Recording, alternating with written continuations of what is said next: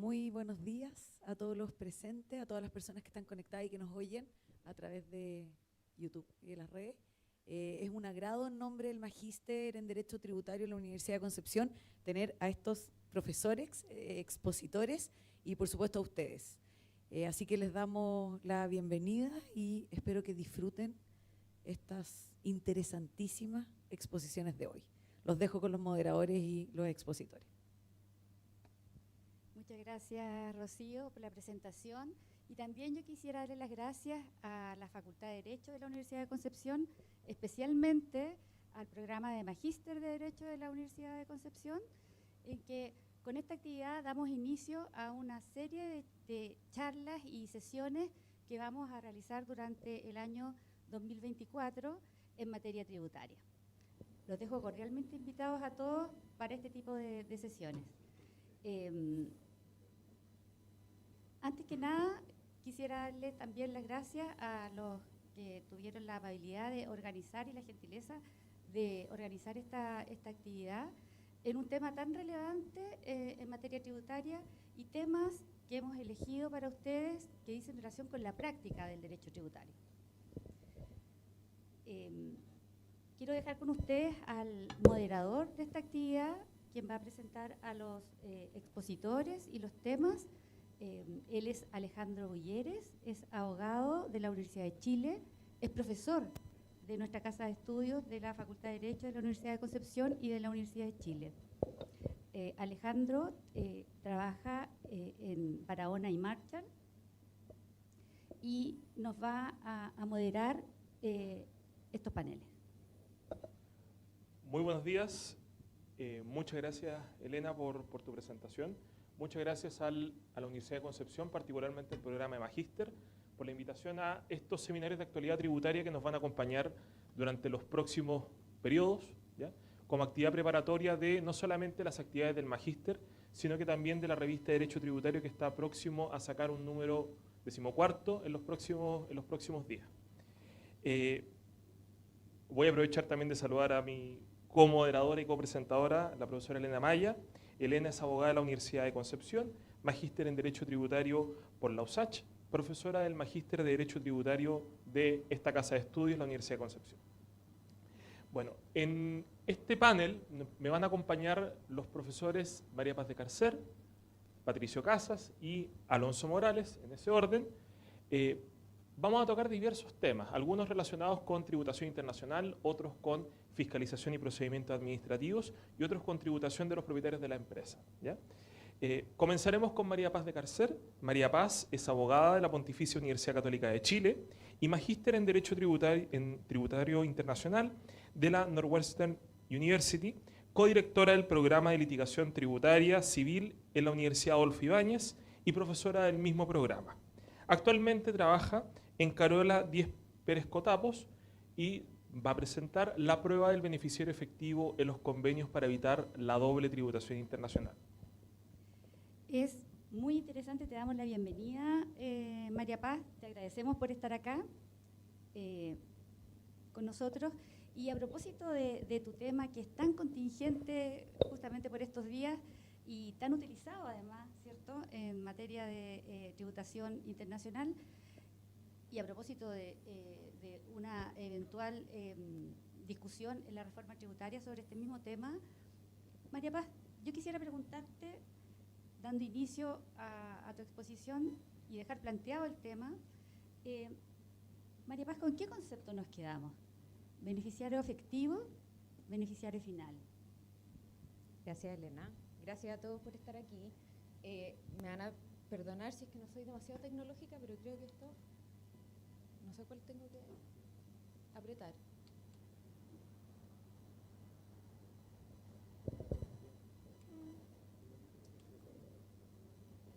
Espero un poco.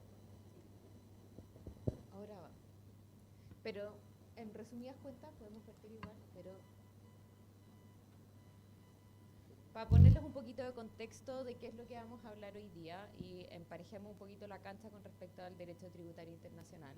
Cuando hablamos del derecho tributario internacional estamos refiriéndonos a ese conjunto de normas internas e internacionales que en definitiva configuran las relaciones económicas entre, a ver si les puede, siempre que hay algún tipo de operación o transacción que tiene algún elemento de internacionalidad, ¿ya? Usualmente siempre hablamos del residente para efectos de hacer aplicable un convenio de doble tributación, pero el término residente la verdad es que ya quedó corto, ¿ya? Y el residente dio lugar al beneficiario efectivo y finalmente al beneficiario final. Entonces, ¿qué es estos tres conceptos? ¿Qué son estos tres conceptos? Vamos a tratar de dilucidarlos un poquito en el correr de la exposición.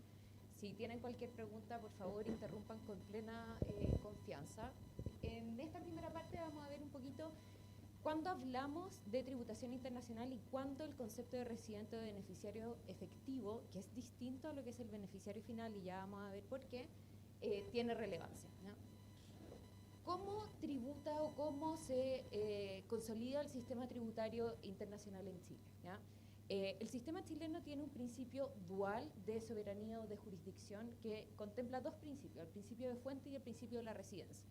En términos sumamente sencillos, lo que contempla la normativa chilena es que respecto de aquellos residentes chilenos se grava la renta de fuente mundial y respecto de los no residentes chilenos se grava la fuente de renta extranjera, o sea, perdón, la renta de fuente nacional únicamente, ¿ya? Entonces, por eso tenemos el principio de la fuente y el principio de la residencia.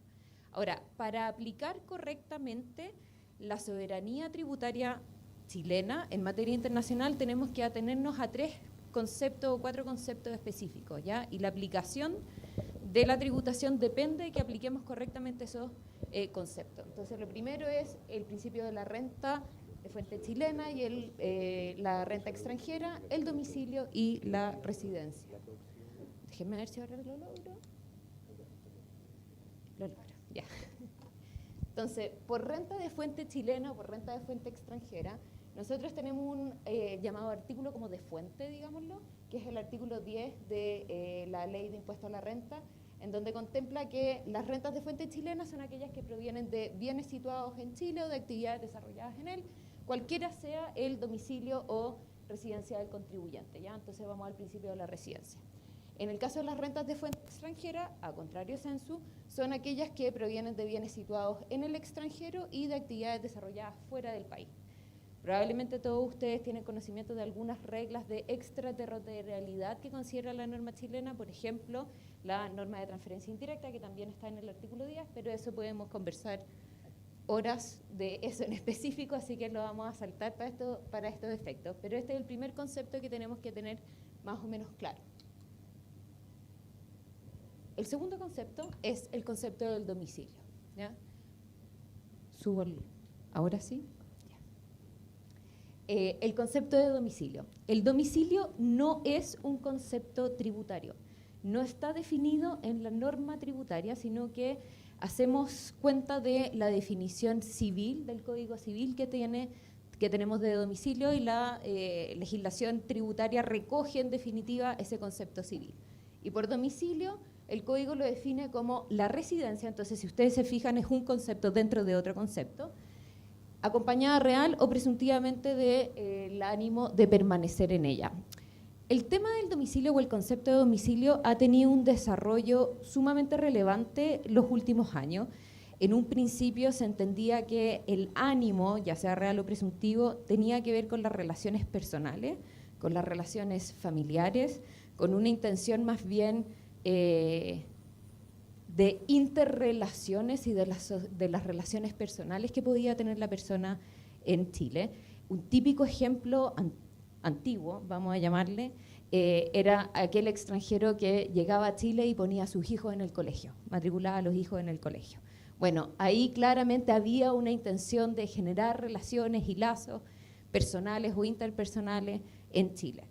A partir del año 2020, con la ley 21.210, eso cambió. Y el Servicio de Impuestos Internos, la verdad es que venía diciendo esto un poquito antes de la ley, ¿ya? O sea, se nos adelantó a la ley, dando cuenta de que en realidad lo que importaba eran las relaciones económicas que pudiera llegar a tener el contribuyente en Chile, ¿ya?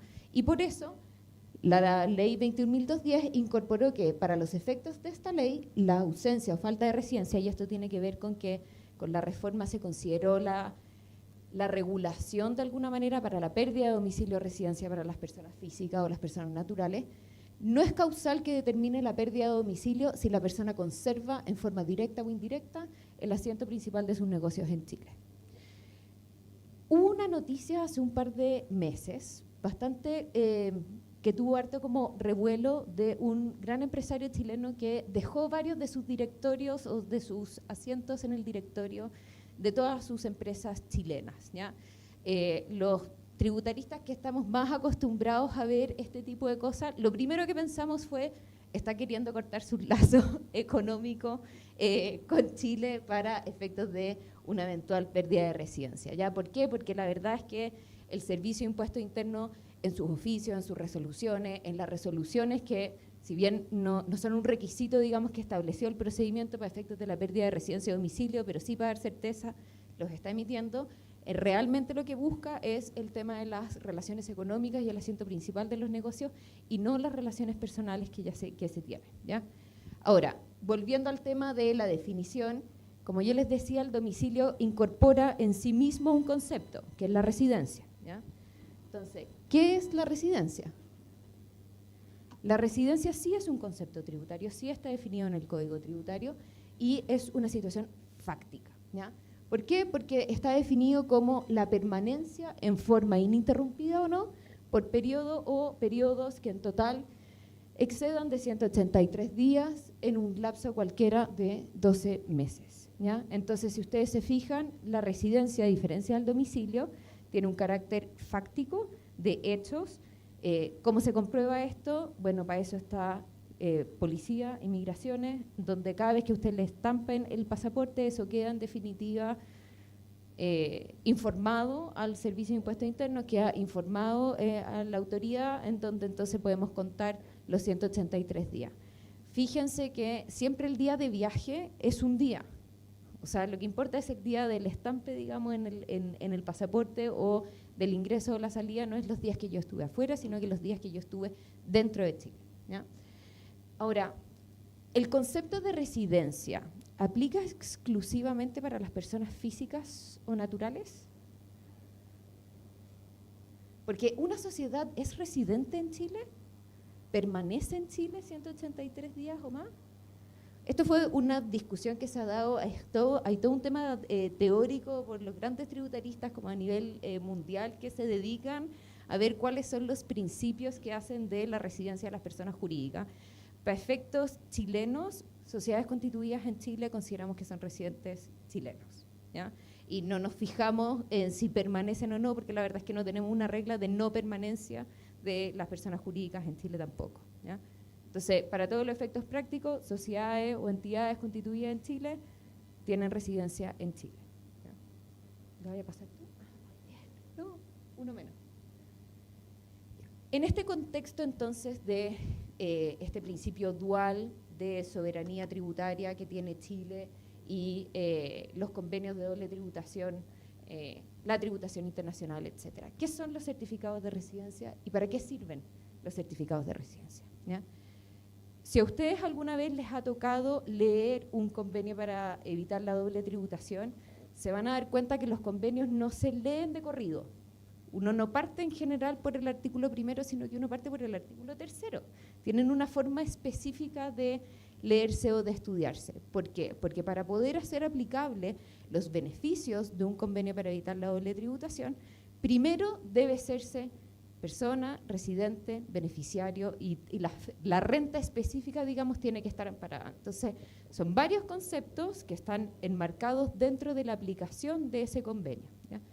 Ahora, ¿qué hacen los convenios? Porque una concepción errónea es que los convenios lo que hacen es que evitan la doble tributación. Ese es el nombre que tienen, entonces uno dice, obvio que esa es la lógica.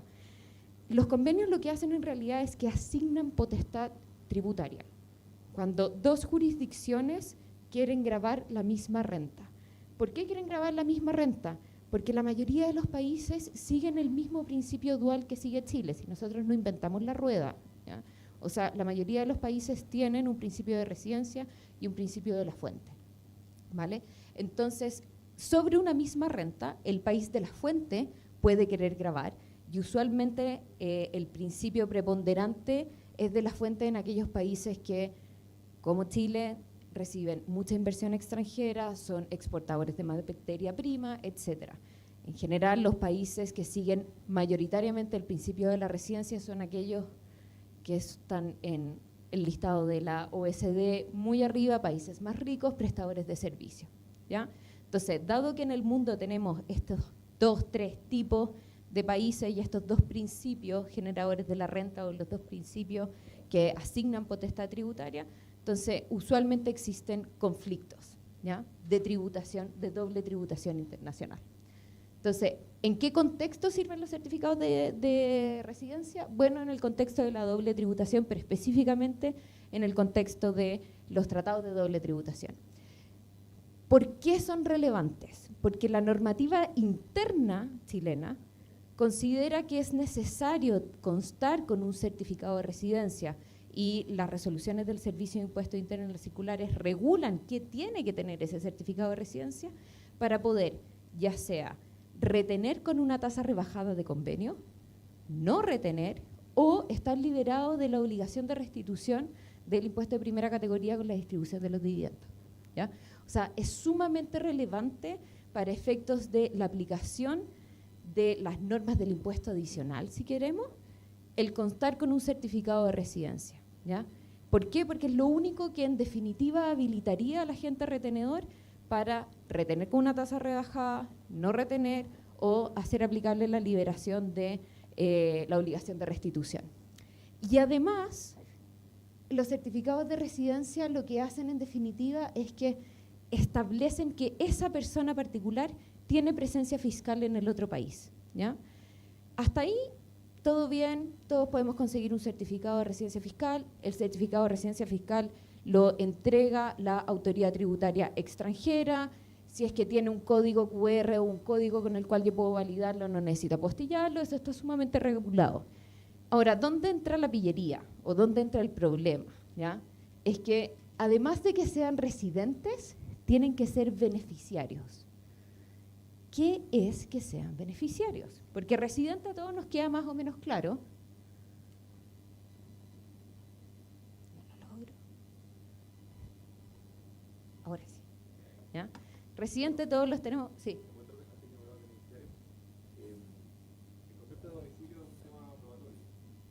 Sí.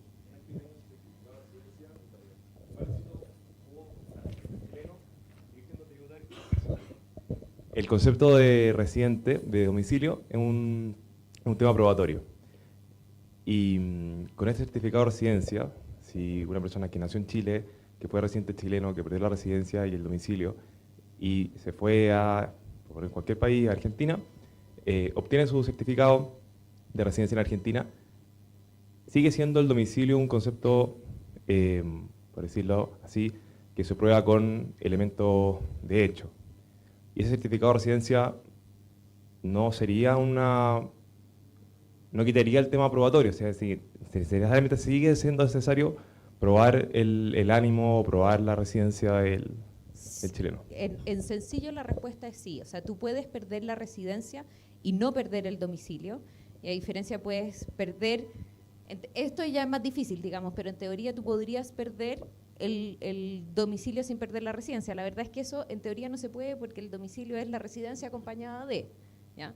Entonces, tú puedes perder la residencia sin perder el domicilio, pero el domicilio se pierde junto con la residencia. Claro, pero ese certificado de residencia no te da una presunción de derecho, por decirlo de alguna forma. Para sino efectos de la pérdida de residencia, no. El certificado de residencia tiene una presunción para efectos de las retenciones, de acuerdo al artículo 74, pero la nueva normativa de pérdida de residencia no considera una presunción específica para los certificados de residencia. Justamente por esto que te estoy diciendo, en la práctica perder la residencia es lo más fácil. Lo que es sumamente difícil es perder el domicilio. Claro, o sea, una persona podría tener certificado de residencia de Argentina y a la vez estar domiciliado en Chile. Así es. Además que hay que considerar que de repente uno se le olvida porque piensa que en todos los países funciona igual, pero muchos países tienen sistemas más favorables para los extranjeros que llegan a buscar residencia. las Golden Visas, las visas de inversionista, etc. Y todos aquellos te pueden dar un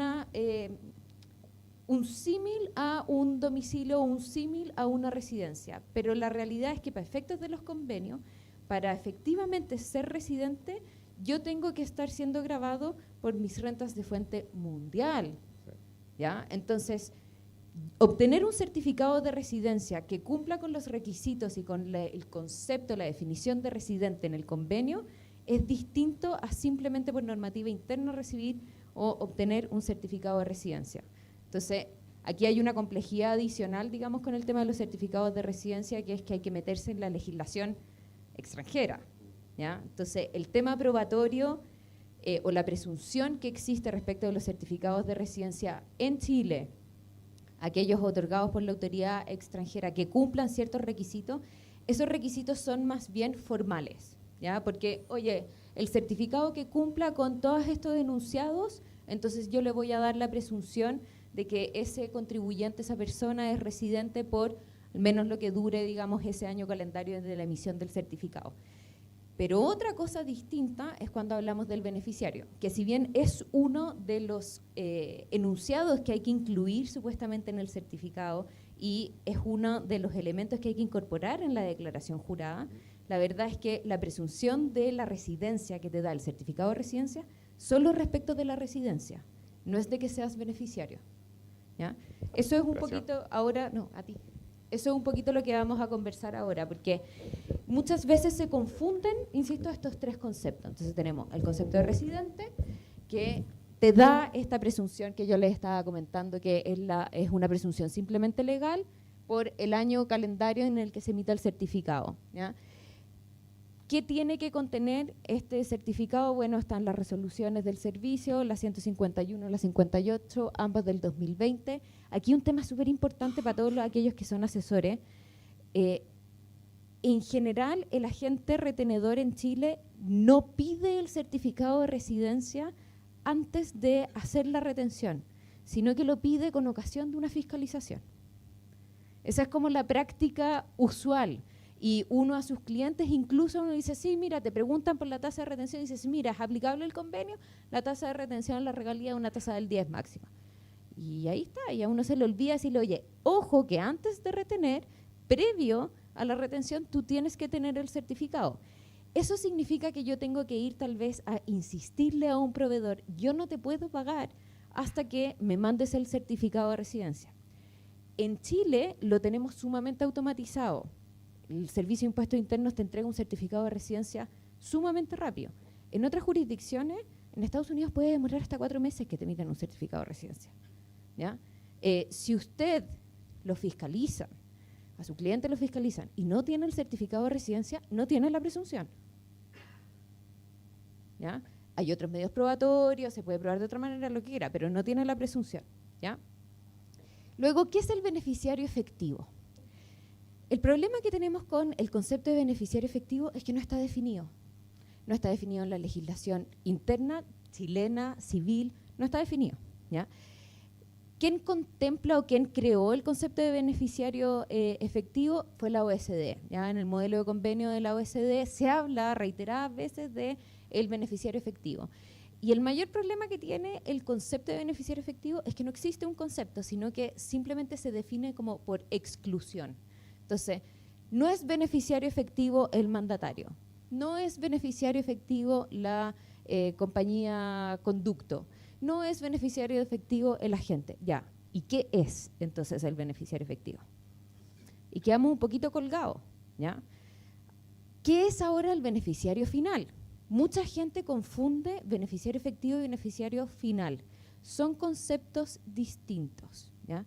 El beneficiario final es el concepto que utilizamos en aquellas normativas respecto a la propiedad final de una cadena de empresas o de una cadena de entidades que hace entonces, y usualmente el beneficiario final se entiende aquel que tiene el 10% o más de la propiedad, ya sea mediante administración, mediante control, mediante propiedad o lo que sea.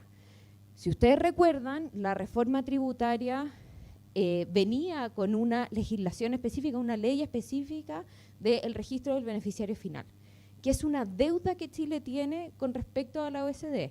En el último reporte país por país, en el caso de Chile, o sea, red flag completo era que el caso de que Chile no tiene un registro de beneficiario final. El único registro de beneficiario final que tenemos es respecto a la UAF, que es solo para efectos de lavado de activo de dinero, trata de armas, digamos, etcétera, que no hace las veces, me quedan 2 minutos, ya, que no hace las veces del beneficiario efectivo. En el extranjero muchas veces se confunde aquellos países que sí tienen registro de beneficiario final, que el beneficiario final sea a su vez el beneficiario efectivo. No son lo mismo, ¿ya? Lo importante para saber qué es lo que tenemos que probar, porque lamentablemente el beneficiario efectivo es un concepto que tenemos que probar en las etapas de fiscalización que correspondan,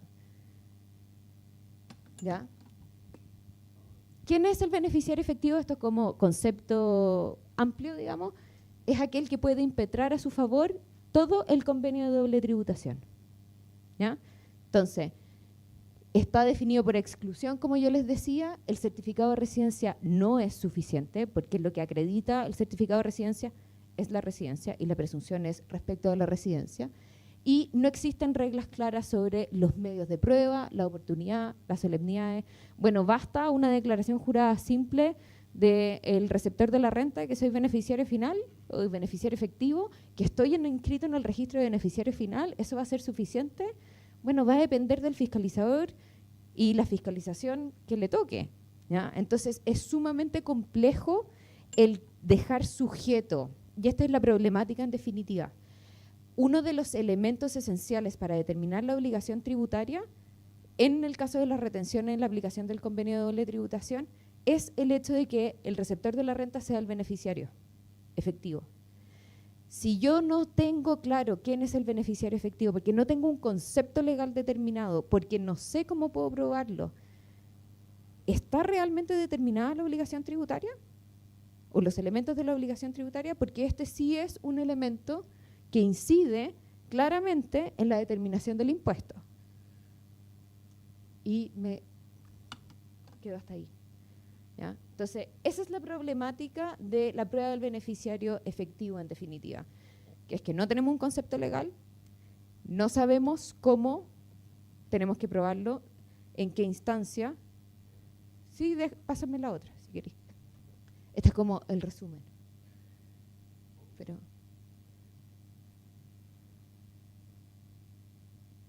no importa. Ahí está. Esto es como el resumen ejecutivo para que se lleven para la casa, ¿ya? Entonces, ¿es suficiente el certificado de residencia para atribuirse los beneficios del convenio? La respuesta sencilla es no, ¿ya? ¿Por qué? Porque primero yo tengo que calificar como persona, y aquí tenemos todo un problema en Chile con el caso de las entidades transparentes, que también es para otro panel, digamos. Además de ser persona, yo tengo que calificar como residente, y solo respecto del punto 2 me sirve el certificado de residencia. Además, la renta concreta tiene que estar amparada, y finalmente tengo que calificar como beneficiario efectivo. O sea, la aplicación de los convenios, la verdad es que es mucho más difícil que simplemente el certificado de residencia. Me pasé, perdón. Muchas gracias. Muchas gracias. ¿Tenemos preguntas en...? Sí. ¿Vamos a recoger? Sí. No. Simplemente quería hacer un comentario antes que continuemos, y quería preguntarte, María Paz, entonces este es un tema en el que realmente vale la pena mejorar la legislación interna, ¿verdad? Sí, aquí no es un tema de que el Servicio de Impuestos Internos, que muchas veces nosotros culpamos al Servicio de Impuestos Internos como de todas las fallas del sistema tributario, pero en este caso particular, la verdad es que es una falla de la legislación. A mí la verdad es que me llama la atención que todavía no tengamos algún requerimiento como constitucional de que no es aplicable o una inaplicabilidad o algo, porque los elementos esenciales para determinar el impuesto no están plenamente determinados.